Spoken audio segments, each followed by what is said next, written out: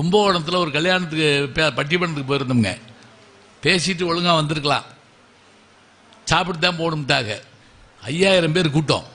அதில் போய் நாங்கள் மாட்டி எங்களை சாப்பிட கூட்டு போகிறோம்னு சொல்லி இந்த பக்கம் போய் அந்த பக்கம் போய் அடுத்த தெருவழியாக போய் ஏறி குதிச்சு சிறப்பு விருந்தினராக நாங்கள் எங்களை கூட்டு போகிறாங்க. அதில் என் கூட வந்த ஒருத்தர் சோத்துக்கு இப்படி அலையக்கூடாது அப்படின்னாரு. சும்மா வாயா போயிட்டோம். சாப்பிட்றவங்களுக்கு பின்னாடி கொண்டு எங்களை நிப்பாட்டாங்க. நாங்கள் நின்றுக்கிட்டு இருக்கோம், அது சாப்பிட்டுக்கிட்டே இருக்காங்க.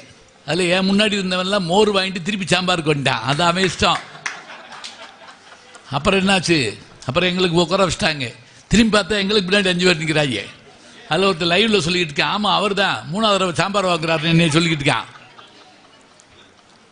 முந்தியெல்லாம் எப்படி சாப்பிடுவோம், ஒரு பலகை மேட்டு அதில் உட்காந்து கீழே சாப்பாடு இருக்கும். அப்படின்னா என்ன தெரியுமா, உணவை சாப்பிட்றப்ப வயிறு உள்ளே அடங்கி இருந்தால் அதிகம் சாப்பிட மாட்டோம்.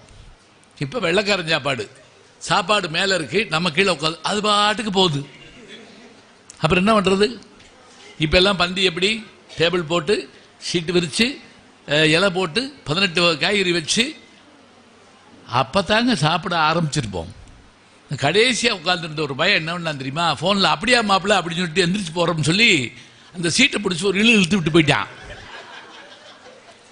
எங்கள் எல்லார் இலையும் இங்கிட்டு போயிடுச்சு. அதுக்குள்ளே பொண்ணோட தகப்பனார் ஓடியாந்து இங்கிட்டு பிடிச்சி இழுத்து விட்டாரு.